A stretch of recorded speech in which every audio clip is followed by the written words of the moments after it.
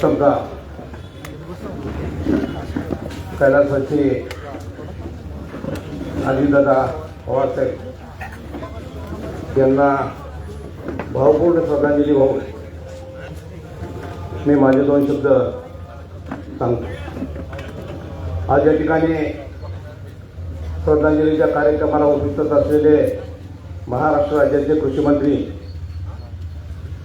दत्ता मामा भरणे, माजी सहकार मंत्री हर्षवर्धन पाटील साहेब, या व्यासपीठावर असणारी सर्व नेते मंडळी, आज या ठिकाणी श्रद्धांजली वाहत असताना माझ्यासारख्या कार्यकर्त्याला खरंच वाईट वाटतं. कारण सुरुवातीच्या काळामध्ये पाहिलं, मला माझं एक आहे वैशिष्ट्य, मी ज्याच्या पैशाची प्रामाणिकपणे काम करतो आणि जर वाटलं नाही तर मी डायरेक्ट विरोधात जातो. हे तुम्हाला मला सर्वांना माहिती. मला भावांनी सांगितलं की अजितदादांनी तुम्हाला बोलवलंय 25 तारखेला सकाळी 8 वाजता. अजितदादांनी मला वेळ दिली होती, भाऊंनीच घेतली ती वेळ. मी गेलो, माझ्याबरोबर जयवंतराव सूर्यवंशी होते, माझा मुलगा गेला. गेल्यानंतर सगळ्यांना बाहेर काढलं. म्हणजे नेता असावा कसा असावा मला सांगा. त्यांनी सुरुवातीपासून म्हणजे 89 पासून मामा आमदार होईपर्यंतचा इतिहास सगळा माझ्या डोळ्यासमोर मला सांगितलं. आणि एवढंही म्हणले की तू माझ्यापासून बघायला गेलं तर मला एवढं वाईट वाटलं की मला खरं करमलंच नाही. म्हणलं दादा तुमचं माझं काय नव्हतं, काय गोष्टी आमच्या कानावर आल्यानंतर एखादा जर म्हणला की तुम्ही माझं कामच केलं नाही म्हणून माझ्या मनाला पटलं नाही, मी बदललं जाऊ. तसं आता या ठिकाणी काय मंडळी म्हणले की मागणं वार करू नका. आमची अवलाद मागणं वार करायची नाही, समोरासमोर वार करायची. मी का सांगतो, उद्या आम्ही काम करायचो आणि म्हणणार अशोक ओगलेंनी कामच केलं नाही. ही जी पद्धत आहे ती पद्धत बदला. आज आम्हाला आनंद आहे भाऊ, तुम्ही सर्वजण मामा सकट सगळे एकत्र झालाय. आम्हाला आनंद आहे. आम्हाला फक्त एकच तुमच्याकडून अपेक्षा आहे. आम्हाला पद नको, आम्हाला काय नको. हे बसलेला समाज आहे, त्या समाजाचं सर्वसामान्य काम जे आहे ते प्रामाणिकपणे झालं पाहिजे. आता तुझं माझं म्हणल्यानंतर मग आमचं काय खरं नाही. ते काम करत असताना मी तहसीलदार कचेरीत जातो, पोलीस स्टेशनला जातो. मामा आज तुम्ही दोघे एकत्र आहे. आज तुम्ही पाहिलं तर परिस्थिती इतकी बेकार आहे, ऑफिसरची परिस्थिती इतकी बेकार आहे की सर्वसामान्य माणूस त्या दारात गेला तर त्याच्यावर काही वजन ठेवल्याशिवाय ती कामच होऊ शकत नाही. ही परिस्थिती आज आहे. मी काय बोलतो, आज श्रद्धांजलीचा कार्यक्रम आहे, पण आपण आमचे जे काही व्यथा आहेत ते आम्ही व्यथा सांगतो. परवा मी बावडा मतदारसंघात एक फॉर्म भरला होता आणि मारवाडी मतदारसंघातला एक भरला होता. का भरला होता माझी मला माहिती आहे का भरला होता. परंतु तो फॉर्म मामा काढण्यासाठी काय सूचकाला मी पाठवलं, पण अधिकारी इतके आदान आहेत, सूचकाला काढता येतो ना फॉर्म. ते अधिकारी माझ्या त्याचा बघणं सगळे सूचक बघणं काढले. त्यांचाच नेम, त्यांचं सगळं काय पद्धत चालली तुम्हाला सांगतो मामा. आज तुम्ही दोघं सगळे आपण एकत्र आहोत. फक्त माझी एकच विनंती आहे, त्या तालुक्याचा विकास तुम्ही दोघं जण मिळून त्याला साहेबांचे अजितदादांची जोड आहे, सगळ्यांची जोड आहे. फक्त एकच काम करा की आम्हाला सर्वसामान्य माणसाला जी आमची काम आहे ती कामं तुम्ही दोघं मिळून निश्चितपणे करावी. त्या तालुक्याचा विकास चांगल्या पद्धतीने करावा एवढीच मी तुमच्याकडे अपेक्षा ठेवतो. आणि हे जर तुम्ही सगळ्यांना बरोबर घेऊन गेला तर हीच खरी श्रद्धांजली दादांना आपल्याला ठरणार. म्हणून त्यांची ज्यावेळेस दादाकडे बसलो मामा, दादानी फोन काढला.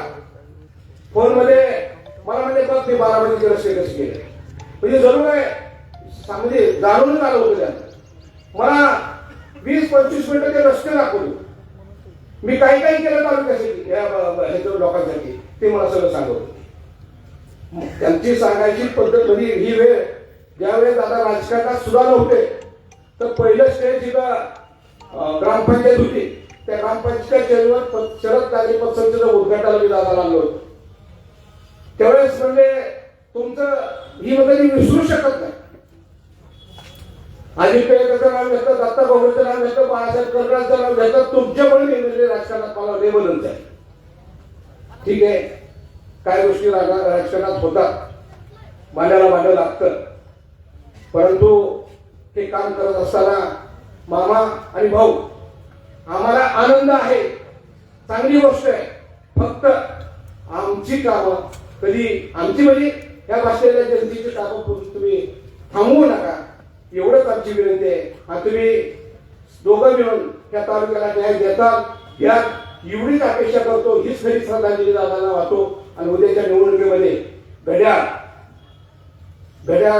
या चिन्हाकडे बटन दाबून आपण सर्वांनी उमेदवाराला चांगल्या मताने निवडून द्यावं. आम्ही काय कोण म्हणत असं आतनं बाहेरनं अजिबात आतनं नाही बाहेरनं काय, जिथं आहे तिथं तेच करायचं, जिथं नाही तिथं आम्ही उघडच करू. पण काय मंडळी म्हणत असं आतनं बाहेरनं वार अजिबात अशी आमची औलाद नाही. आतनं बाहेरनं वार करायची औलाद नाही. भाऊ तुमचं काम एक प्रामाणिकपणे केलं. तुमच्याकडे आल्यानंतर बर्ने मामा भाऊ मंत्री होते, मंत्री असताना देखील मंत्री होय असेपर्यंत तुमचंच काम केलं. असं वेगळं कधी काम केलं नाही, आतलं बाहेरनं कधी केलंच नाही. आणि केलं असलं तर लोकांनी उठून सांगावं की अशोक वगैरे गद्दारी केली, उठून सांगावं. किंवा समाजात काम करत असताना कुणाचा उपाय घेतला, कुणाला फसवलं असं सांगावं. म्हणून आपल्याला तुम्ही लोक एकत्र झालाय, एकत्र होऊन सांगायचं काम करावं एवढीच या ठिकाणी मी विनंती करतो. आणि उद्याच्या 7 तारखेला गड्या जास्तीत जास्त चांगल्या मताला निवडून यावं एवढीच अपेक्षा करतो. आणि माझे 2 शब्द संपवतो. जय जय महाराज. धन्यवाद अशोक भाऊ, मनपूर्वक धन्यवाद. भावना दुनेवाडी जिल्हा परिषद मतदारसंघाच्या राष्ट्रवादी काँग्रेसच्या अधिकृत उमेदवार अंकिताताई पाटील यांना विनंती, आपण आपलं मनोगत या ठिकाणी व्यक्त करावं.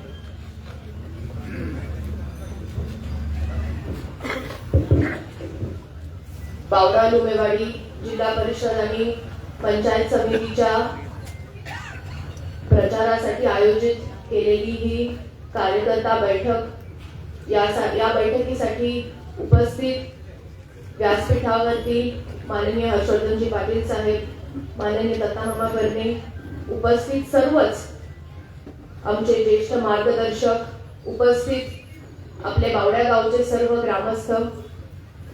सर्वप्रथम मी आपल्या महाराष्ट्र राज्याचे माजी उपमुख्यमंत्री अजितदादा पवार यांना भावपूर्ण श्रद्धांजली अर्पण करते. कालच्या 28 तारखेला त्यांचं मुंबईवरून बारामतीला येत असताना विमान अपघातामध्ये दुःखद निधन झालं.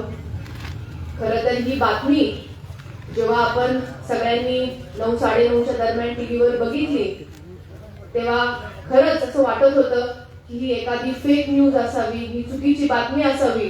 का त्या दिवशी दादांनी जे नेहमी वेळेवर पोहोचणारे किंवा वेळेच्या आधी पोहोचणारे दादा त्या दिवशी उशिरा पोहोचले असते आणि त्या फ्लाईटवर जर नसते तर आज ते आपल्यामध्ये असते. खरं अख्ख्या महाराष्ट्राला हादरवणारी ही घटना होती. कारण दादांसारखं असं नेतृत्व महाराष्ट्रामध्ये तयार व्हायला 30-40 वर्षाचा कालावधी जातो. दादांची काम करण्याची पद्धत, त्यांची शिस्त, ज्या पद्धतीने ते लोकांच्या तळागाळातील प्रश्नांची त्यांना जाण होती, अशा प्रकारचे नेते आज महाराष्ट्रामध्ये दुर्मिळ आहेत. आणि जिल्हा परिषदेच्या प्रचारासाठीच ते मुंबईवरून बारामतीला येत होते. 27 तारखेला त्यांचा भाऊंचा फोन सुरू होता, तेव्हा मी पण प्रचारासाठी निघत होते. 8:30ची वेळ होती आणि तेव्हा दादा म्हणत होते की की भाऊ आता शनिवार किंवा रविवारी आपण आता इंदापूरला मामांची चर्चा करून आपण इंदापूरला कुठे कुठे सभा घ्यायच्या काय इथपर्यंत चर्चा सुरू होती आणि 28 तारखेला अशी काही घटना होईल असं कधीच कुणाच्या मनाला वाटलं नाही. खरं तर आता हे जिल्हा परिषदेच्या निवडणुकीचा प्रचार आता हे 2 दिवस प्रचार आपला वाढला, पण ह्याच्यामध्ये सुद्धा आपल्या सगळ्यांपर्यंत आता आम्ही 2 दिवस शोकसभा घेतल्या, आता कालपासून वाड्या वस्त्यांमध्ये फिरतोय, पण खऱ्या अर्थाने खूप जड अंतकरणाने आम्ही पण लोकांना विनंती करतोय, कारण आपण मतं तरी आता कशी मागायची अशा प्रकारची परिस्थिती आज आहे. अशा प्रकारचं शोकाकुल वातावरण आता सगळीकडे आपण पाहतोय. मागच्या 1-1.5 महिन्यापूर्वी पवार साहेब, अजितदादा, सुप्रियाताई यांनी एकत्रित यायचं ठरवलं. महानगरपालिकेच्या निवडणुकीमध्ये युती झाली आणि जिल्हा परिषदेमध्ये सुद्धा एकत्रित यायचं ठरवलं. मागच्या 18 तारखेलाच आपल्या पुण्याच्या घरी मामा पण होते, अजितदादा, भाऊ, वळसे पाटील साहेब, अमोल कोल्हे साहेब सगळे एकत्रित येऊन आपल्या जिल्हा परिषद पंचायत समितीच्या जागा बाबतीत चर्चा झाली. सगळे उमेदवार फायनल झाले. दादा 3-4 तास आपल्या पुण्याच्या घरी होते आणि तेव्हा असं खरंच वाटलं नाही की ती शेवटचीच आपली भाऊंची, मामांची, दादांची ती भेट असेल. खरं तर आता ह्या निवडणुकीला आपण सगळेजण जेव्हा सामोरे जातोय तेव्हा सगळीकडेच अतिशय दुःखाचं वातावरण आहे, पण आपल्याला आता सामोरे गेल्याशिवाय पर्याय नाही. अजून 3 दिवस प्रचाराचे राहिलेले आहेत. जिल्हा परिषद पोटनिवडणुकीमध्ये 2019ला आपण सर्वांनी जेव्हा भापेजींचं दुःखद निधन झालं तेव्हा आपण सगळ्यांनी अतिशय प्रेमाने मला निवडून दिलं. 2-2.5 वर्षाचा कालावधी जो मला काम करण्याचा मिळाला त्याच्यामध्ये 60 कोटीपेक्षा अधिकचा निधी आणण्याचा प्रयास केला. तेव्हा जिल्हा परिषदेमध्ये दादाच हे पालकमंत्री होते, तेव्हा दादांबरोबर एक जिल्हा परिषद सदस्य म्हणून मला काम करण्याचा योग आला. इथे सुद्धा आपल्या बावडा बाजार तळावरती लोकसभेच्या प्रचाराच्या निमित्ताने इथेच जेव्हा आपली एक मोठी सभा झाली होती तेव्हा दादांच्या उपस्थितीमध्ये मला भाषण करण्याचा तेव्हा योग आला होता. त्यामुळे ही निवडणूक ही आपल्याला अतिशय महत्वाची ही आपली निवडणूक आहे. मतदानाचा दिवस हा आपला 7 फेब्रुवारी आहे. आपल्या पंचायत समितीच्या माझ्याबरोबरच्या उमेदवार धनश्री किरण पाटील आणि जिल्हा परिषदेला आपण सगळ्यांना मी आज इथे नम्रतेपूर्वक विनंती करते की आपलं चिन्ह हे घड्याळ आहे. आपण या चिन्हासमोरील बटन दाबून आम्हाला दोघींना आपण प्रचंड बहुमताने विजयी करा. आज आपल्या बावडा नुमेवाडी गटामध्ये आपल्या निराभिमा कारखान्याचं मोठं कार्यक्षेत्र आहे. आपल्या वहिनी जेव्हापासून चेअरमन झाल्या आणि त्यांच्या मार्गदर्शनाखाली कारखानाही चांगल्या पद्धतीने सुरू आहे. आतापर्यंतच्या इतिहासातला सगळ्यात जास्त दर देण्याचं काम हे वहिनीच्या मार्गदर्शनामध्ये झालेलं आहे. कर्मयोगी कारखाना सुद्धा खूप चांगल्या पद्धतीने कार्यरत आहे.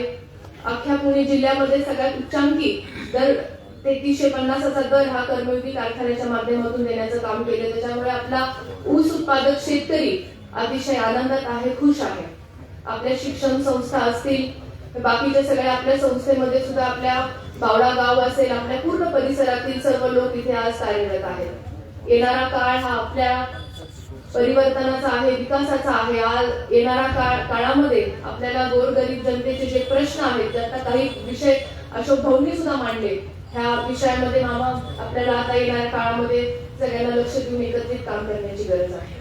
त्यामुळे आपल्याला मी आज एकच सगळ्यांना विनंती करते की आपलं चिन्ह हे घड्याळ आहे. आपण सर्वजण आज एकत्रित आलेलो आहोत, दोन्ही राष्ट्रवादी एकत्रित आलेलो आहोत. सर्व कार्यकर्ते आपण आज एक मनाने काम करत आहोत आणि आपण इथून पुढच्या काळामध्येही आपण सगळे एकत्रित राहणार आहोत. त्याच्यामुळे आपलं चिन्ह घड्याळ आहे आणि आपल्या सगळ्यांनाच माहिती आहे, जसं की दादांचं जेव्हा दुःखद निधन झालं तेव्हा दादांची ओळख ही त्यांच्या घड्याळावरून, म्हणजे दादांची ओळख ही शेवटची ओळख पण त्यांच्या घड्याळावरून ठरली. त्यामुळे तुम्ही लक्षात घेऊ शकता की त्यांनी म्हणजे अख्खं आयुष्य, उभं आयुष्य आपल्या पक्षासाठी, आपल्या लोकांसाठी, आपल्या सगळ्यांसाठी त्यांनी अर्पण केलं. त्यामुळे परत एकदा मी आज आपल्या सगळ्यांना मी विनंती करते, 7 तारखेला मतदान आहे. पंचायत समितीसाठी आपल्या सदस्य धनश्री किरण पाटील आणि जिल्हा परिषदेसाठी मला आपण सर्वांनी घड्याळ या चिन्हासमोरील बटन दाबून आम्हाला विजयी करा आणि परत एकदा आपल्या सर्वांची सेवा करण्याची संधी द्या. एवढंच मी आज इथे बोलते आणि थांबते. धन्यवाद. धन्यवाद ताई. महाराष्ट्र राज्याचे माजी सहकार व संसदीय कार्यमंत्री सन्मान्य हर्षवर्धनजी पाटील साहेब यांना विनंती, आपण आम्हाला मार्गदर्शन करावं. आपल्या राज्याचे कृषी मंत्री नामदार दत्तात्रय भरणे मामा, उपस्थित सर्व सन्मान्य व्यासपीठ आणि जमलेले सर्व शोकाकुल बंधू भगिनी, आज आपण सर्वजण 4 दिवसापूर्वी जी दुर्घटना घडली आणि एका राज्याचा एक तडफदार नेता ज्यांनी संपूर्ण महाराष्ट्रामध्ये आपली कामाच्या रूपाने ओळख निर्माण केली, असे अजितदादा पवार यांचं दुःखद निधन झालं. आणि अजूनही विश्वास बसत नाही आपल्याला की दादा आपल्या घरी नाही. आणि म्हणून आपल्या सर्व बावडेकरांच्या वतीनं, इंदापूर तालुक्याच्या जनतेच्या वतीनं, आमच्या कुटुंबियाच्या वतीनं मी दादांच्या प्रतिमेला या ठिकाणी भावपूर्ण श्रद्धांजली अर्पण करतो. कारण दादा ही व्यक्ती अशी होती की मला वाटतं माझ्या अगोदरच्या अनेक वक्त्यांनी दादांच्या कार्याबद्दल, कामाबद्दल, आलेल्या अनुभवाबद्दल आपण बऱ्याचशा भावना व्यक्त केल्या असतील. पण खऱ्या अर्थानं दादा हे सगळ्या प्रश्नांची जाण असणारा असा एक नेता होता. आणि गेली 30-35 वर्ष जसं बावडे गावामधून एक कार्यकर्ता म्हणून माझी राजकारणात, समाजकारणाची सुरुवात झाली, त्या दरम्यान 1990-91 सालची गोष्ट असेल, दादांची काटेवाडीच्या त्या गावामधून राजकारणाची, समाजकारणाची सुरुवात झाली. गावची विविध कार्यकारी सेवा सोसायटी, दूध सोसायटी, छत्रपती सहकारी साखर कारखान्याचं संचालक, 91 साली पार्लमेंटमध्ये खासदार म्हणून आणि गेले 8 टर्म बारामती विधानसभेमधून आमदार म्हणून आणि 6 ते 7 वेळा राज्याचे उपमुख्यमंत्री म्हणून आणि 36 वर्षातल्या त्यांच्या राजकीय कारकिर्दीमधला 26 वर्षाचा काळ हा राज्य मंत्रिमंडळामध्ये ज्या व्यक्तीनं जनतेकरता राबवला, असे दादा आज आपल्यामध्ये नाही देत. त्यांच्या आठवणी, त्यांची ओळख, त्यांची उदाहरणं, त्यांचा आणि आमचे आलेले संबंध, त्यातून झालेला संपर्क, त्यातून वेगवेगळ्या प्रकारच्या आठवणी, हे सांगायचं म्हणलं तर दिवस पुरणार नाही, अशा प्रकारच्या त्या सगळ्या घटना आहेत. पण आज मित्रांनो, फार मोठी जबाबदारी आज तुमच्या आमच्या सगळ्यांच्या उभी ठेवली. कारण आपल्याला विश्वास बसला की दादा आपल्यामध्ये. ठीक आहे, काय काळ दादांचा आमचा राजकीय संघर्ष झाला, तो राजकीय संघर्ष होता, ती वैचारिक लढाई होती, ती पक्षाची लढाई होती. पण हे सगळं जरी खरं असलं तरी निवडणुका झाल्यानंतर कुठेतरी आमची भेट व्हायची आणि भेट झाल्यानंतर मी बोलण्याच्या अगोदर ते माझ्याशी बोलायचे आणि सांगायचे, हर्षवर्धन कसं आहे, बरं आहे का?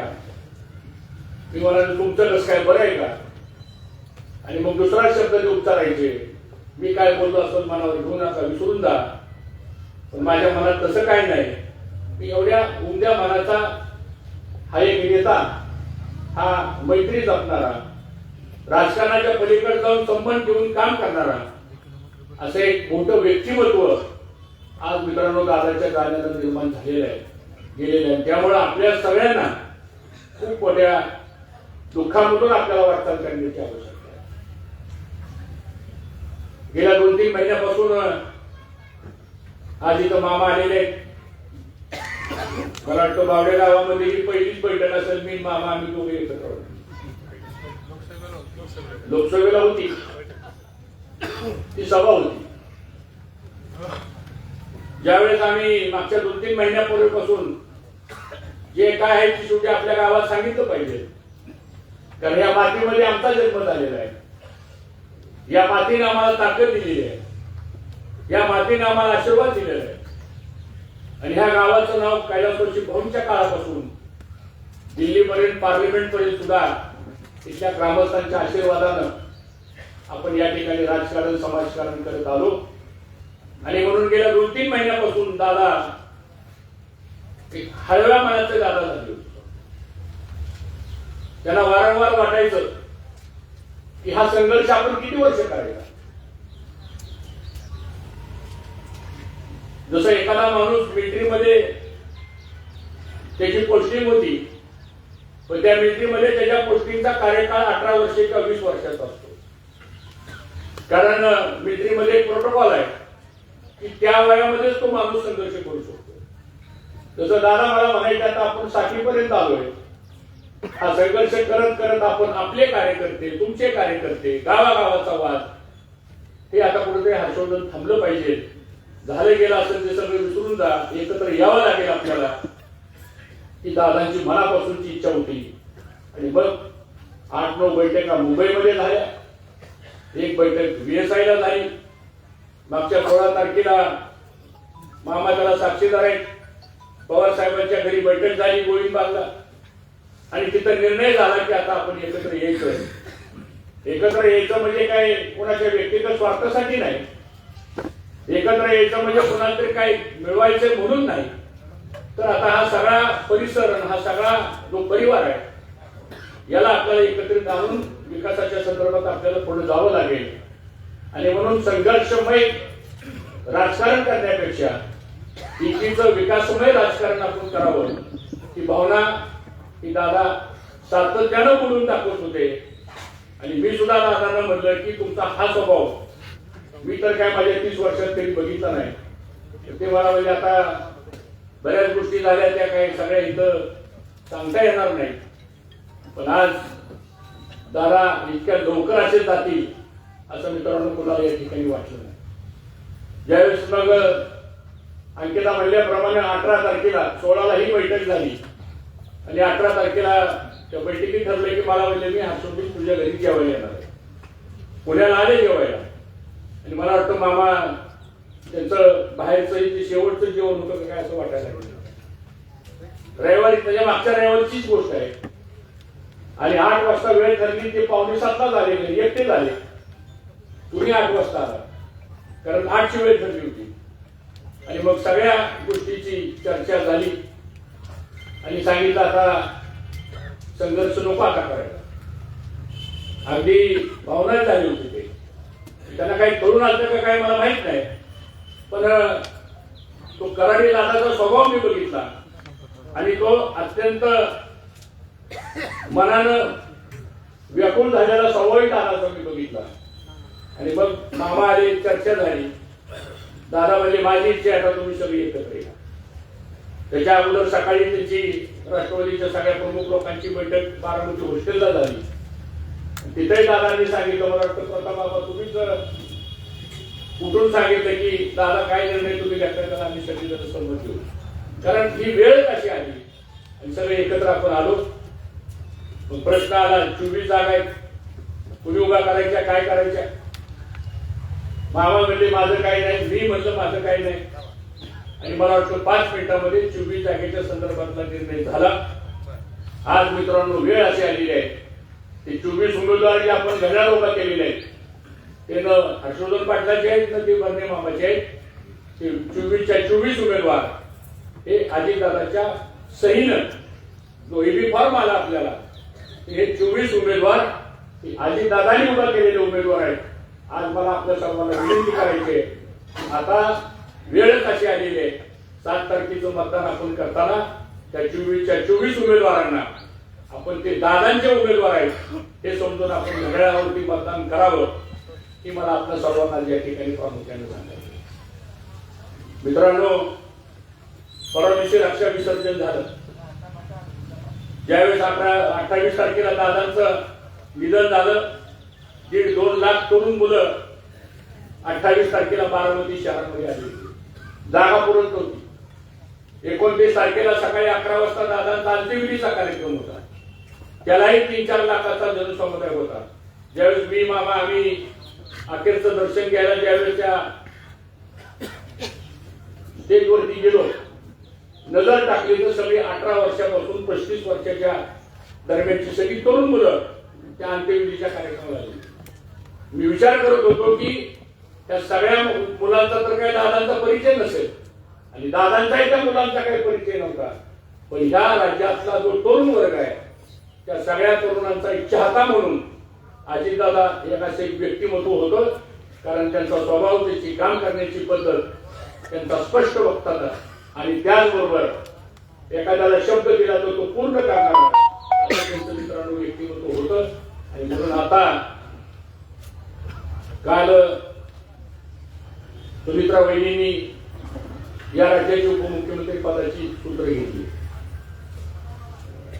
आता काय लोकांना वाटतं ते कसं काय घडलं. परवा दिवशी ज्यावेळेस रक्षा विसर्जन झालं आम्ही होतो तिथं, मामाही होते, आणि मग सगळ्यांनी आग्रह धरला की आता तुम्हाला ती जबाबदारी घ्यावी लागेल. त्या तयार नव्हत्या. कल्पना करा, एखाद्या पत्नीचा पती अपघातामध्ये निधन झालंय, सगळं जबाबदारी आपल्या खांद्यावर आलेली आहे. काय अवस्था असेल त्या भगिनीची कल्पना करा. आपण अनेकांनी आपापल्या घरामध्ये दुर्दैवाने कधी अशी काही दुःखद घटना घडलेल्या आहेत, पण ते सगळं बघितल्यानंतर त्या 2-2.5 तास तयार नव्हत्या. कारण शेवटी त्यांना त्यांच्या प्रकृतीची पण काळजी वाटली, त्यांना त्यांच्या मुलांची काळजी वाटली, पवार कुटुंबियांची काळजी वाटली. शेवटी ती घरातली भगिनी आहे.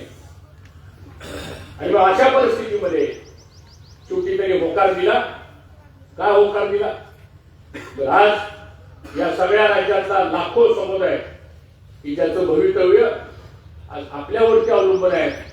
आणि म्हणून माझ्या छातीवर एवढा मोठा दुःखाचा दगड जरी असला तरी तो मी सहन करेल, आतल्या आत मी दुःख सहन करेल. पण शेवटी दादाने उभा केलेला हा सगळा जो जनसमुदाय आहे याच्यासाठी मी ही जबाबदारी घ्यायला तयार आहे. रात्री 11 वाजता निर्णय झाला, 11:30 वाजता गाडीत पोहोचून पाहतो 5 वाजता त्या दिवगिरी बंगल्यावर पोहोचल्या. कल्पना करा त्या प्रवासामध्ये वहिनींना काय वाटलं असतं. आणि त्यानंतर मग काल मिटिंग झाली. मामा मलाच म्हणले की आम्हाला तिकडे सगळ्या आमदारांना मंत्र्यांना बोलवले. मामानी भूमिका त्याच्यामध्ये प्रामुख्याने घेतली. आणि मग हे सगळे मंत्री एकत्र जमले, आमदार एकत्र जमले. आणि काल 2 वाजता महाराष्ट्राच्या विधान भवनमध्ये विधिमंडळ पक्षाचा नेता म्हणून त्यांची निवड झाली, गटनेता म्हणून त्यांची निवड झाली, आणि या राज्याचे उपमुख्यमंत्री म्हणून त्यांनी त्या ठिकाणी शपथ घेतली. काय वैधानिक जबाबदारी असतात, काय वैधानिक काम असं असतं की त्याला वेळ लावून चालत नाही, कारण त्या प्रोसेसचा भाग असतो.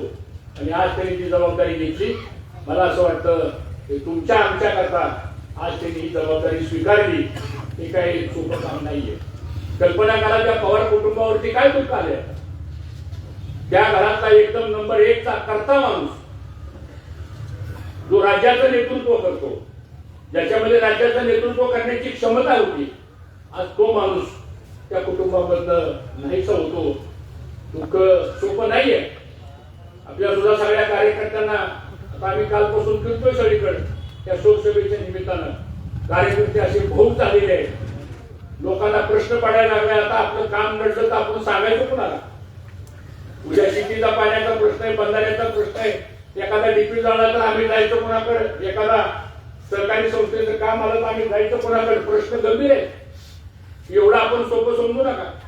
आज सकाळी मी मुख्यमंत्र्यांचं एक स्टेटमेंट बघितलं. देवेंद्र फडणवीस साहेबांनी सांगितलं, मी जिल्हा परिषदला कुठेही प्रचाराला जाणार नाही, मी माझ्या सगळ्या सभा कॅन्सल केल्या. का भूमिका घेतली तरी? कारण निवडणुका लोकशाहीमध्ये येत राहतात. जशी उद्याची निवडणूक आहे अशा अनेक निवडणुका येतील. पण आता जो प्रसंग आलेला आहे आपल्या समोर, कल्पना करा, एका बाजूला हृदयामध्ये दुःख साठलेलं आहे आणि दुसऱ्या बाजूला डॉक्टर बाबासाहेब आंबेडकर दिलेल्या घटनेप्रमाणे जे संविधान आहे त्या संविधानाप्रमाणे आपल्याला कर्तव्य सुद्धा बजवायचं असतं. कर्तव्य बजवायचं म्हणलं तर 7 तारखेला मतदान करावं लागेल. भावना दुःखाच्या आहेत ते आपल्या अंतकरणात ठेवून आपल्याला त्याच्यावर मात करावी लागेल. ही अशी अभूतपूर्व परिस्थिती मला असं वाटतं या राज्यामध्ये कधी आलेली नव्हती. ती दुर्दैवानं आज आपल्या सगळ्यांच्या समोर आलेली आहे. आणि म्हणून माझ्या सगळ्या कार्यकर्त्यांना माझं आव्हान आहे, तुला काही राजकारण करण्याचं व्यासपीठ नाही. आता काही लोक आपल्या समजा कदाचित विरोधामध्ये आहेत, उभा राहिलेले आहेत, त्यांनाही माझं आव्हान आहे की काय असं जिल्हा परिषद आणि पंचायत समिती अशी काय महत्वाची आहे की एखादा माणूस गेल्यानंतर सुद्धा आपण राजकारण करायचं. मलाच काय कळायला मार्ग नाही सांगतो. ठीक आहे, अनेक निवडणूक होतील ना पुढे. आजची परिस्थिती, आजच्या सामान्य माणसाची परिस्थिती, आज एवढं मोठं दुःख घडलेलं आहे. म्हणजे 13वा व्हायच्या अगोदर निवडणुकीचा मतदान निकाल होणार आहे. काय अवस्था आहे सगळी. मला असं वाटतं आपण सर्वांनी ह्या गोष्टीचा गांभीर्यानं विचार करण्याची आवश्यकता आहे. आता समोर जी काय माणसं कोणी उभा राहिली असतील ती एकेकाळ दादांचीच कार्यकर्ते होते ना. त्याला उभा कोणी केले? दादांनी उभा केलेला आहे, संपूर्ण पक्षाने उभा केलेला आहे. आणि म्हणून कुठेतरी हा विचार राजकारणाच्या पलीकडे जाऊन माणुसकी जपणारा विचार, कुठेतरी एकामेकाबद्दलच्या सद्भावना व्यक्त करणारा विचार. नाहीतर आता आपण निवडणुका संपल्यानंतर कोणाची पत्रिका आली विरोधक आपण जातूच केला त्याच्यात. एखादी दुःखद घटना घडली तर आपण जातोच की, तिथं काय आपण राजकारण मानतो का? एखाद्या घरावर एखादा प्रसंग आला तर आपण बघत नाही हा कोणत्या काटाचा आणि कोणत्या पक्षाचा आहे म्हणून. तर तशी अवस्था आज मला असं वाटतं आपल्या इंदापूर तालुक्यामध्ये. आणि म्हणून मी सुद्धा जवळजवळ 40 वर्ष या सार्वजनिकामध्ये काम करणारा कार्यकर्ता. पद येतील, पद जातील, पदासाठी काम करणारी आपण माणसं नाही, समाजासाठी काम करणारी आपण माणसं आहे. आणि मग या सगळ्या परिस्थितीमध्ये सुद्धा असे काही प्रसंग आल्यानंतर सुद्धा कुठेतरी आपणही, आता उद्या अजितदादांची पोटनिवडणुकीची निवडणूक लागेल बारामती, सुरेंद्रवहिनी तिथं फॉर्म मागणार. त्या बारामती तालुक्यात एक सुद्धा अर्ज कुठे मागणार आणि म्हणून मागणार पण नाही कोणी. कारण ही कुठेतरी अशा प्रसंगामध्ये तुम्ही असे सर्वांनी ह्या गोष्टी बाळगल्या पाहिजे. पक्षाचा एक प्रोटोकॉल आला परवा, कुठेही जाहीर सभा होणार नाही, कुठे हालतोरे नाही, कुठेही सत्कार नाही, कुठेही निवडणुकीचं नाही. आपण बरोबरी जावा आणि कर्तव्य बजवायचे आपल्याला मताच्या बाबतीमध्ये. मी तर कालपासून सगळ्या श्रद्धांजलीच्या बैठकीमध्ये सांगतोय की 9 तारखेला आपण सर्वांनी मोठ्या संख्येने इंदापूरला या. 9 तारखेला त्या दिवशी निकाल आहे. आणि आल्यानंतर 24च्या 24 जागा त्या अजितदादांना श्रद्धांजली म्हणून तर आपण सर्वांनी निवडून आणूच आपण. पण त्या आल्यानंतर सगळ्या तालुक्याच्या वतीनं त्या 24च्या 24 उमेदवार निवडून आल्याबद्दल दादांच्या चरणी हे आलेले सगळे उमेदवार ही खऱ्या अर्थानं दादा तुमच्या चरणी आमची श्रद्धांजली आहे. अशा प्रकारची भूमिका आपण 9 तारखेला आपण त्या ठिकाणी घेऊ. आणि मी आजच सांगतो, मामा नाही मी आता बोललो की त्या दिवशी एक चिमटभर सुद्धा गुलाल कोणी लावायचा नाही, एक हार सुद्धा कोणी आणायचा नाही, मिरवणूक सुद्धा कोणाची काढायची नाही, आणि निवडून आलेल्या उमेदवाराचा सत्कार सुद्धा कोणी करायचा नाही. ही जर वैचारिक प्रकल्प आपल्याला घेऊन पुढे जायचा असेल आपल्याला, तिथे आपल्याला काही संस्कार आहेत का नाही काय? का उठल्यापर्यंत झोपेपर्यंत सारखं राजकारण राजकारण राजकारण हे करत करत आज किती घरं उद्ध्वस्त झाली, आज किती कुटुंब त्या ठिकाणी त्रासामध्ये बाहेर पडतायत. मला असं वाटतं हा विचार हा तुम्हाला आम्हाला सर्वांना गांभीर्याने करावा लागेल. मी यापेक्षा काही जास्त आपल्याला वेळ देणार नाही. पण आज 2 गोष्टी मला इथं सांगणं गरजेचं वाटतं. आता आम्ही सर्वजण एकत्र आलेलो झाले असतील आमचे काही वादविवाद,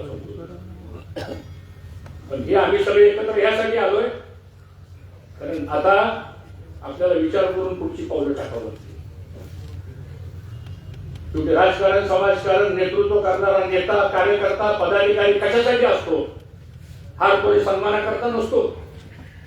त्या पदाधिकारीच्या माध्यमातून मला कुठेतरी विकासाच्या बाबतीतली मदत होईल. माझ्या ज्या दैनंदिन गरजा आहेत, शेतीच्या संदर्भातल्या, शाळेच्या संदर्भातल्या, नोकरीच्या संदर्भातल्या, उद्योग व्यवसायाच्या संदर्भातल्या आहेत, त्याला मदत झाली पाहिजे. आणि म्हणून आम्ही सर्वांनी ठरवले आता की काही जरी झालं आता तरी आपण एकत्र राहायचं. उद्या राजकारणाची वादळ काय जरी निर्माण झाली तरी आपण सगळ्यांनी एकत्र राहायचं. आणि त्या पद्धतीनं सगळ्यांना सामावून घेऊन, त्यामुळे भाऊ आपण काळजी करू नका. शेवटी आपणच कसे निर्णय घ्यायचे ते आपल्याच हातात आहे. फक्त कार्यकर्त्यालाही मला सांगायचं आपल्याला की हा संघर्ष आपल्याला आता थांबवावा लागेल. विकासाचं काम आपल्याला करावं लागेल. आज आपल्याकडे शेतीचा पाणी, आम्ही काल शहरावर येताना एक शेतकऱ्याने माझी गाडी अडवली, त्याच्या डोळ्यात पाणी आलं. सामान्य शेतकरी होता, मी गाडी उभा केली. तसा जरा भाऊ म्हणला तुम्ही मामा बरोबर का, आता आमचं पाणी तरी बंद होईल म्हणलं. काय ती विचारायची अपेक्षा? 220 किलोमीटरवर बांधलेलं आहे, 210 किलोमीटरवरती खडक बसलाय. तिथं खाली पाणी आणायचं म्हणल्यानंतर किती हे डोळ्यासमोर चित्र निर्माण करा. हा शेटपळ तलाव कुठं भरणार आहे? निरा नदी, भीमा नदीवरचे बांधारे, हे सगळे प्रश्न जे आहेत. आता अंकितांनी कारखान्याचा उल्लेख केला. छत्रपती कारखाना, निरा भीमा कारखाना, करगुरबी साखर कारखाना, त्या आर्थिक वाहिन्या टाकल्या. जशा शरीरामध्ये रक्ताच्या वाहिन्या आहेत तशा शेतकऱ्याच्या आर्थिक वाहिन्या म्हणजे हे कारखाने. हे आपल्याला सगळ्या एकत्रित करून चालवावं लागतील. आपल्याला जिल्हा बँकेमध्ये आता मामा हे सगळे लक्ष घालतात. बँक आपल्याला या सगळ्या संदर्भामध्ये आपल्या बरोबर मदत करते, कामं करतायत. आणि मग हे सगळं उद्याच्याला भविष्य काळामध्ये आपल्याला नीटपणानं करावं लागेल. काही लोकांचं मात्र काही 2-5% लोकांची की त्यांना हे ठीक आहे, त्यांचा प्रश्न आहे आणि म्हणून त्यांचं काही कोणाचं फारसं काय आपण ऐकू नका. आज वेळ आलेली आहे आणि एका महाराष्ट्राला कळू द्या की पुणे जिल्हा हा दादांचा जिल्हा होता. जसं दादांनी पुणे जिल्ह्यावर प्रेम केलं तसं आम्हीही दादा गेल्यानंतर सुद्धा दादाच्या नेतृत्वावर प्रेम करतो. हा संदेश हा उद्याच्या 7 तारखेला मित्रांनो आपण या ठिकाणी करून द्यावा. दादा विमानानं बारामतीला का आलते? निवडणुकीच्या प्रचारासाठी आले. त्यांच्या 4 सभा होत्या. मग सभा न करता दादा आपल्याकडून कायमचे निवडून गेले. आता जबाबदारी कुणावर आहे? जर ते सभेला आले असताना त्यांना दुर्दैवानं सभा घेता आली नाही. आज जबाबदारी आपली सगळ्या कार्यकर्त्यांची आहे आणि म्हणून मला विश्वास आहे की ती वैचारिक प्रकल्पता ठेवून या इंदापूर तालुक्यामध्ये कैलासवासी मोठ्या भावनी संस्कार निर्माण केले. त्यानंतरच्या काळामध्ये गोलक साहेबांनी चांगले काम केलं. 10 वर्ष गणपतराव बापू आमदार म्हणून त्यांनी ह्या पद्धतीने काम केलं. तुमच्यासारख्या सामान्य लोकांनी, माझ्यासारख्या कार्यकर्त्याला 20 वर्ष संधी दिली. आम्ही आमच्या पद्धतीने काम करण्याचा प्रयत्न केला. गेले 10-12 वर्ष मामा आमदार आहेत, मंत्री आहेत, ते त्यांच्या पद्धतीने काम करतायत. बाबासाहेबांचे सभापती असतील, महाराष्ट्र प्रशांत बापू, तुम्ही त्यावेळी सभापती होता, तात्याराव बापू शिंदे, प्रतापराव देशमुख, गोकुळ शेठ शहा, बबनरावजी बर्णे मामा, ही सगळी आजोबा, चुलते, सगळा इतिहास जर आपण काढून बघितला तर या सगळ्या वैचारिक प्रगल्भतेच्या संगमामधून हा तालुका निर्माण झालेला. आणि मी तर सारखा विचार करत असतो की लोक आपल्याकडे नेता म्हणून बघतात, नेतृत्व करणारा एक व्यक्ती म्हणून आपल्याकडे बघतात. ज्यावेळेस ती माणसं त्या भावनेनं आपल्याकडे बघतात त्यावेळेस आपली जबाबदारी सुद्धा अधिक वाढलेली असते. आणि म्हणून पुढच्या पिढ्यांना सुद्धा जर चांगले संस्कार आणि गुण्यागोविंदाचं वातावरण ठेवायचं असेल तर कुठेतरी हा विकासाचा, एकत्र येण्याचा हा मार्ग आपल्याला घेऊन पुढे वाटचाल करावी लागेल. पुन्हा एकदा मी दादांना भावपूर्ण श्रद्धांजली अर्पण करतो आणि त्यांच्या कुटुंबावर जे दुःख आलेलं आहे त्यातून सावरण्याची परमेश्वरानं त्यांना, त्यांच्या कुटुंबांना शक्ती द्यावी एवढ्याच आदरांजली भावना या ठिकाणी व्यक्त करून थांबतो. धन्यवाद साहेब. महाराष्ट्र राज्याचे कृषी मंत्री सन्माननीय दत्तात्रय मामा बर्णे साहेब यांना विनंती, आपण आम्हास मार्गदर्शन करावं. आदरणीय भाऊ, सर्व व्यासपीठ, सर्व शोकाकुल बंधू भगिनींनो, आपल्या राज्याचे उपमुख्यमंत्री आणि आपल्या सर्वांचे नेते अजितदादा पवार साहेबांचं अपघाती निधन झालं आणि या संदर्भामध्ये आज आपण आपल्या गावामध्येही शोकसभा आयोजित केली आहे. मी आपल्या सर्वांच्या वतीनं दादांना भावपूर्ण श्रद्धांजली अर्पण करतो. आणि भाऊंनी सांगितल्याप्रमाणे एक कामाचा नेता, कुठलंही काम हाती घेतल्यानंतर त्यासाठी अहोरात्र प्रयत्न करणारा नेता ग्रामीण भागामध्ये एक म्हण आहे की दगडातून पाणी काढणारा नेता. आणि एखादं काम हाती घेतल्यानंतर छोट्या छोट्या कार्यकर्त्याचं जर काम असलं आणि काम असलं आणि मोठ्या माणसावरती त्या छोट्या कार्यकर्त्यासाठी कितीही मोठा पुढचा नेता असला त्याला अंगावर घेणारा नेता आज आपल्यात नाहीये. याचं निश्चित प्रकारे दुःख तुम्हा सर्वांना आहे, त्याप्रमाणे मला आहे. भाऊंनी सांगितल्याप्रमाणे माझ्या राजकीय जीवनामध्ये मी एक तर शेतकऱ्याचा मुलगा, माझ्यासारख्या कार्यकर्त्याला अजितदादा पवार साहेबांनी कारखान्याचं चेअरमन केलं, बँकेचं चेअरमन केलं, जिल्हा परिषदेचं अध्यक्ष केलं, आमदार केलं, राज्यमंत्री केलं, कॅबिनेट मंत्री केलं. एका शेतकऱ्याच्या मुलाला इथपर बसवलं, या खुर्चीवरती बसवलं. निश्चित प्रकारे आज माझ्या मनात दादांच्या बाबतीमध्ये काय भावना असत. आज दादांच्या जाण्यानं जसं आपल्या सर्वांना दुःख झालेलं, माझ्या मनामध्ये काय दुःख झालं असत. अजूनही मी तुम्हाला प्रामाणिकपणे सांगतो, दादांची किंमत अजून 1-2 दिवस आपल्याला कळणार नाही आहे. परंतु एक पुढच्या 8-10 दिवसामध्ये दादांच्या जाण्यानं आपली किती मोठी हानी झाली आहे, किती मोठी पोकळी झालेली आहे, ही कल्पना बदलून तुम्हाला निश्चित प्रकारे समोर येईल. मी अशोक भाऊंचं भाषण बारकाईने ऐकत होतो. मी त्यावेळेस जुना का आम्ही तर राजकारणामध्ये नव्हतो. अशोक भाऊ असतील, बाळासाहेब अण्णा गरगड असतील, अजित टिळेकर असतील, दत्ताबाबा घोगरे असतील, आपला जय सूर्यवंशी असेल किंवा असे अनेक कार्यकर्ते आपले कामले की हे दादांच्या बरोबर काम करताना, दादांना बरोबर घेऊन जाताना, दादांना बरोबर फिरताना मी पाहिलेलं आहे. निश्चित प्रकारे दादांच्या जाण्यानं आपल्या भागाची खूप मोठी बंधून हानी झालेली, शेतकऱ्यांची खूप मोठी हानी झालेली आहे. आज आपल्या तालुक्यामध्ये जो विकास झाला, भाऊंच्या काळामध्ये भाऊंनी केला, माझ्या काळामध्ये मी केला. परंतु या विकासामध्ये खूप मोठं आपल्याला जो पाठिंबा दिला तो अजितदादा पवार साहेबांनी दिला. शेतकऱ्यांच्या पाण्याच्या बाबतीमध्ये जी आपल्याला मदत झाली त्यामध्ये सगळ्यात जास्त मदत अजितदादा पवार साहेबांची झाली. मला आणि भाऊंना पण माहिती आहे की ज्या वेळेस कदाचित एखाद्या मिटिंगला आम्ही हजर नसायचो, मंत्रिमंडळामध्ये आम्ही हजर नसायचो, पण ज्या वेळेस इंदापूरचा विषय यायचा, इंदापूरच्या कामाचा विषय यायचा, त्यावेळेस आम्ही जरी गैरहजर असलो तरी आमची मागणी ठामपणे मांडणारा नेता आज आपल्यामध्ये राहिलेला नाहीये. दादाच्या जाण्यानं निश्चित प्रकारे आपल्या सर्वांना दुःख आहे. आणि मगाशी भाऊंनी सांगितल्याप्रमाणे कदाचित त्यांचं शेवटचं जेवण हे कदाचित हर्षवर्धन भाऊंच्या घरच्या पुण्याच्या घरी होतं. ज्या वेळेस माळेगावला कृषी प्रदर्शन होतं आणि प्रदर्शन असताना दादा, मोठे साहेब, हर्षवर्धनजी पाटील, जयंत पाटील, राजेश टोपे, शशिकांत शिंदे, ही सगळी मंडळी बसली आणि बसल्यानंतर त्यांनी निर्णय केला की आता आपण सगळ्यांनी एकत्र राहिलं पाहिजे. ते किती दिवस भांडण करायचं, किती दिवस हे करायचं.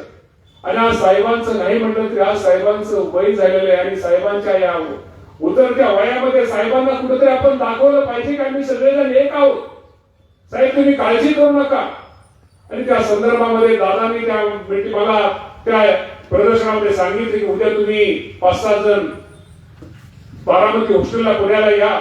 आम्ही त्याप्रमाणे इथं प्रतापबाबा असतील, अप्पासाहेब असतील, सगळीच आम्ही तिथं पुण्याला दादांना भेटायला गेलो.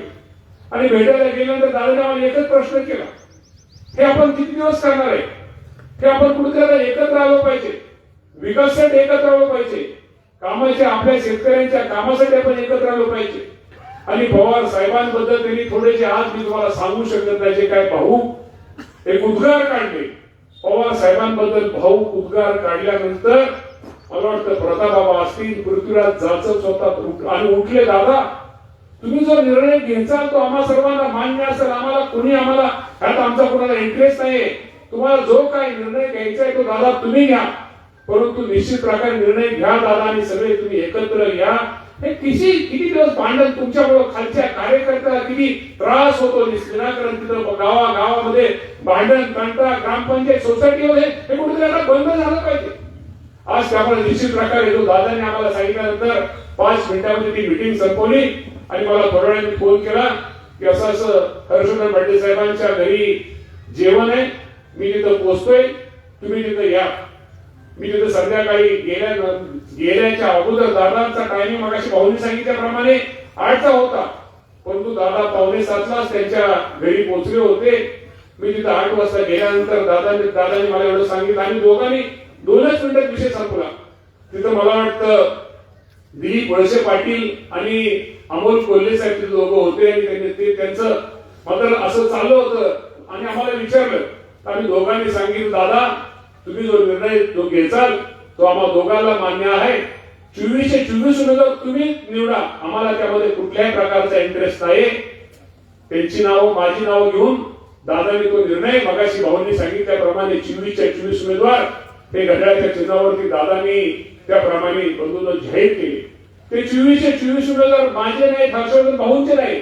उद्या कुठं समज असतो, गैरसमज निर्माण केला जातो, हा ह्या गटाचा त्या गटाचा. बाबा नाही, गटकट संपलेले हे किती दिवस हे गटकट आता बंद करा. हे भांडण तंटा आता हे राहिलं नाही, हे चांगलं नाही आहे. शेवटी मी तुम्हाला नेहमी सांगतो की ग्रामपंचायत असू द्या, सोसायटी असू द्या किंवा कुठल्या निवडणुकीमध्ये आपण संघर्ष करतो, आपण भांडतो, आपण विनाकारण करतो, आपण दुसऱ्या माणसाची झोप उडवतो. ज्यावेळेस आपण दुसऱ्या माणसाची झोप उडवतो त्यावेळेस आपल्याला संध्याकाळी किती समाधानी झोप लागते त्याचा पण आपण कधीतरी विचार केला पाहिजे. कुठेतरी एकत्र आलं पाहिजे. निवडणुका हे तत्तर भांडण तंटा, गावात पार्टी वगैरे हे बाण बीन पोलीस स्टेशन त्याचे हे चांगलं नाही आहे. त्यासाठी बाबांनो आपण सगळ्यांनी एकत्र येण्याचा निर्णय निश्चित प्रकारे दादांनी जो घेतला, आम्ही दोघांनी एका मिनिटामध्ये त्या निर्णयाला पाठिंबा एका मिनिटामध्ये दिला. आम्ही जेवण केलं. जेवण केल्यानंतर मी तुम्हाला सांगतो, दादा मला वाटतं दादांचं शेवटचं जेवण हे मी तुम्हाला एवढं सांगतो की भाऊंच्या घरचं दादांचं जेवण हे शेवटचं असावं. आज दादा आपल्यात नाहीये. मगाशी अशोक भाऊंनी काय माझं अशोक भाऊंचं अंकित दादाचं भाषण ऐकलं, मी उशिरा आलो, पण अशोक भाऊंनी ज्या काय आमच्याकडून अपेक्षा व्यक्त केल्या, भाऊ मी तुम्हाला एवढं सांगतो की निश्चित प्रकारे या बाबतीमध्ये आपण सगळे एकत्र बसून तुमच्या अडचणीची नोंद घेऊन या बाबतीमध्ये निश्चित प्रकारे आपल्याला काही गोष्टी आपण निश्चित करू. आणि इथं पुढे दादांमुळे पोकळी निर्माण झालेली आहे.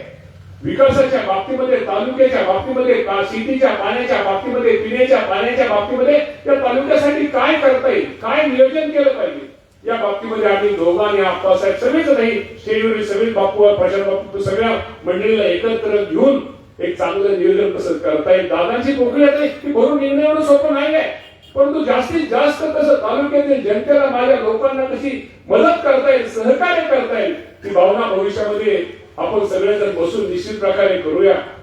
आज जिल्हा परिषदेची निवडणूक आहे. अंकिताताई तुमची उमेदवार आहे. अंकिताताईला अनुभव आहे, कामाचा अनुभव आहे. ती देशामध्ये फिरते, राज्यामध्ये फिरते. त्याच्या माध्यमातून आपल्या तालुक्यासाठी काय आणता येईल, आपल्या जिल्हा परिषद गटासाठी काय आणता येईल, तिथं काय आपल्याला लोकांना अजून अधिक सुविधा कशी देता येईल तो देण्याचा प्रयत्न अंकिताताई निश्चित प्रकारे करील. विकासाच्या बाबतीमध्ये करील. दुसऱ्या आपल्या किरण पाटलांच्या विशेष आपल्या धनश्रीताई, ती पण एक नवीन उमेदवार आहे. ती पण एक चांगलं काम करण्याचा प्रयत्न धनश्रीताईच्या माध्यमातून निश्चित प्रकारे भविष्यामध्ये केला जाईल. कारखान्याचा उल्लेख अंकिताताईंनी केला. आपल्या तालुक्यातील तिन्ही कारखाने चांगले चाललेले आहेत.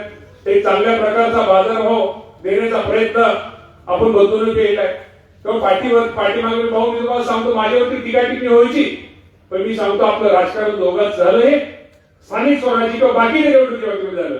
साखर कारखान्याच्या बाबतीमध्ये भाऊ मला खूप प्रेशर होतं, खूप काही लोकांचं असं तर मी कारखान्याच्या बाबतीमध्ये शेवटी कारखाना आपला संसार आहे, आपला प्रपंच आहे. या प्रपंचामध्ये आपलं राजकारण आणायचं नाही. जाणून बुजून ह्या निवडणुका टाळण्याचा प्रयत्न या निवडणुकीला कारखान्याच्या बाबतीमध्ये ज्याप्रमाणे हर्षवर्धन भाऊंनी छत्रपती कारखान्यामध्ये त्यांच्यावर सुद्धा प्रेशर होतं, पण त्यांनी पण ते टाळलं. त्याप्रमाणे या दोन्ही कारखान्यावरती माझ्यासारख्या कार्यकर्त्यांनी बघून या निवडणुका मी जाणून बुजून टाळल्या. हे आज मी पहिल्यांदा इथं स्पष्ट बोलतो की शेवटी कारखाना हा आपला प्रपंच आहे. शेवटी एक म्हण आहे की शेवटी आपला जर प्रपंच चांगला असला तर आपण समाजामध्ये ताटमानेने वागू शकतो, ताटमानेने जगू शकतो. त्याप्रमाणे निश्चित प्रकारे या तालुक्याचं ठीक आहे. मागं आपलं भांडण झालं, राजकारण होतं. राजकारणामध्ये ते भाऊंचे कार्यकर्ते भाऊंच्या ठिकाणी बरोबर होते, आमचे कार्यकर्ते आमच्या ठिकाणी बरोबर होते. परंतु आता कुठेतरी आपण सगळ्यांनी एकत्र आलं पाहिजे, चांगल्या कामासाठी एकत्र आलं पाहिजे. आज दादा आपल्यामध्ये नाही आहे, त्यामुळे दादा नसताना सुद्धा निश्चित प्रकारे तालुक्याचा विकास आपल्याला थांबून चालणार नाहीये. अजून त्या बाबतीमध्ये काय करता ते करण्याचा प्रयत्न आपण सगळेजण निश्चित प्रकारे भविष्यामध्ये करू. त्यामुळे मला तुम्हाला एकच या माध्यमातून विनंती करायची, आपल्या सगळ्यांना दादांना जर खरी श्रद्धांजली व्हायची असेल, दादांवर आपल्या सगळ्यांचं जर प्रेम असेल, मी तुम्हाला आज प्रामाणिकपणे सांगतो, या राज्यामध्ये अनेक कार्यकर्ते, अनेक युवक युवती दादांची त्यांची ओळख पण नसेल, दादांचा संबंध नसेल, पण अख्खा राज्य बंधून हळहळला प्रत्येकाच्या मोबाईलवरती, प्रत्येकाच्या वरती दादांचा फोटो होता, दादांचं भाषण होतं. अरे पठ्या, अरे बेट्या, अरे म्हणजे ही वेगळी पद्धत, एक कामाची पद्धत, त्या माणसाची वेगळी पद्धत होती. अख्खं राज्य हळहळले. तर आपल्या सगळ्यांना खरी श्रद्धांजली त्यांना व्हायची. सुनेत्रा पवारांकडून आम्ही परवा दिवशी गेल्यानंतर त्यांनी आम्हाला स्पष्टपणे नकार दिला की मी मला दादांच्या आता मला राजकारणामध्ये घ्यायचं नाही, परंतु आम्ही सगळे आमदार तिथे एकत्र झालो आणि वहिनीने सांगितलं, वहिनी तुम्ही बरोबर आहे, हे तुम्ही तुमच्यासाठी करू नका. जर तुम्ही जर राज्याचे उपमुख्यमंत्री आहात, हा सगळा पक्ष एकत्र राहील आणि तुम्ही तुमच्यासाठी नाही, या राज्यासाठी तुम्हाला या राज्याचं उपमुख्यमंत्री पद स्वीकारावं लागेल. वहिनींची इच्छा नसतानाही वहिनींनी आम्हाला सगळ्यांना वेळ मागितला आणि त्यानंतर आमच्या सगळ्यांच्या इच्छेखातीर सुनेत्रा वहिनी त्या उपमुख्यमंत्री पदासाठी काल तयार झाल्या आणि खूप दुःख अंतःकरणाने काल त्यांनी या राज्याचा शपथविधी, उपमुख्यमंत्री शपथविधी घेतला. मला एवढंच तुम्हाला सांगायचं की त्यांच्या माध्यमातून सुद्धा भविष्यामध्ये दादांची पोकळी निर्माण झाली आहे. त्या वहिनीच्या माध्यमातून सुद्धा आपल्या भागामध्ये आपल्याला काय करता येईल, काय आणता येईल हे सुद्धा करण्याचा प्रयत्न या राज्याचे मुख्यमंत्री देवेंद्र फडणवीस साहेब असतील, एकनाथजी शिंदे साहेब असतील आणि स्वतः वहिनी असतील, त्यांच्या माध्यमातून आपल्या भागाचा विकास करण्याचा प्रयत्न आपण सगळेजण करूया. आणि आपले मतभेद वगैरे आपण सगळे टाळा. आता फोन, मोबाईल, समज गैरसमज, हा असं मानला, तो तसा मानला, हे कुठेतरी एकमेकांमध्ये समज गैरसमज करण्याचा प्रयत्न, निवडणूक म्हणल्यानंतर ह्यालाच निवडणूक म्हणतात, ह्यालाच राजकारण म्हणतात, हा करण्याचा प्रयत्न आपल्या भागामध्ये होण्याची शक्यता आहे. अशा कुठल्याही गैरसमजाला बळी पडू नका. फक्त दुसरं काही बघू नका. दादांचा चेहरा बघा, घड्याळ बघा, 65 झेडपीचं घड्याळ बघा, खाली 65 घड्याळ बघा आणि आपल्या भागाचे जे 24 घड्याळ आहेत त्या घड्याळाच्या सगळ्या लोकांना जास्तीत जास्त कसं मतदान होईल, मतांनी निवडून ते येतील, पण चांगल्या प्रकारचं मतदान झाल्यानंतरच दादांना श्रद्धांजली. कारण आम्हा दोघांना पण त्यांनी सांगितलं होतं की तुम्हाला 24 उमेदवार हे चांगल्या मताने निवडून आणण्याचं आणा, हे आम्हा दोघांना सांगितलं. आणि दादांचा शब्द आपण खरा करण्यासाठी आपण सर्वांनी घड्याळाला मतदान करा ही आपल्या सगळ्याला विनंती करतो आणि थांबतो. धन्यवाद. जय हिंद, जय महाराष्ट्र.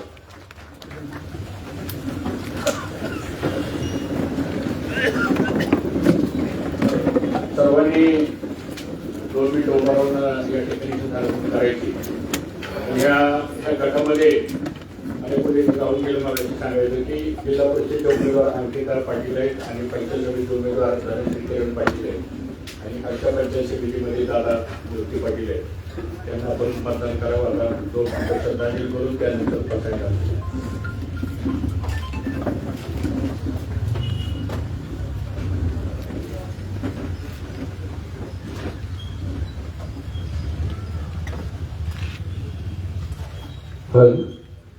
आता विश्वास नके देवे येणे वाग्यज्ञ तोषावे तोषोरी मज जावे बसाय झाले देखांची कैकडी साडो कया सत्कर्मी रतिवारो भूता परस्परे पडो मैत्र जीवांचे दुरितांचे तिगिर जावो विश्वस्वधर्म सूर्य पाहो लोदय वाचील तो देला हो प्राणिजात वर्षत सकल मंडळी ईश्वर निष्ठांची मांदियाळी अनवरत भूमंडळी भेटू जरा चला कल्पतरुचे आरव चेतना चिंतामणीचे गाव बोले अर्णवा पियुषांचे चंद्रमेळ मार्कंड ते तापहीन ते सदाई सदा सज्जन सोयरे होतो किंबहुना सर्वसुखी पूर्ण होई त्रिलोकी वजितो आदि पुरुषी अखंडित आज ग्रंथो जीवे विशेष लोकी दृष्टा दृष्टि हो एक मने श्री विश्वेश्वरा हो हा होईल दानपसा हो हे वरी ज्ञान देवो सुखिया दादा हे वरी ज्ञान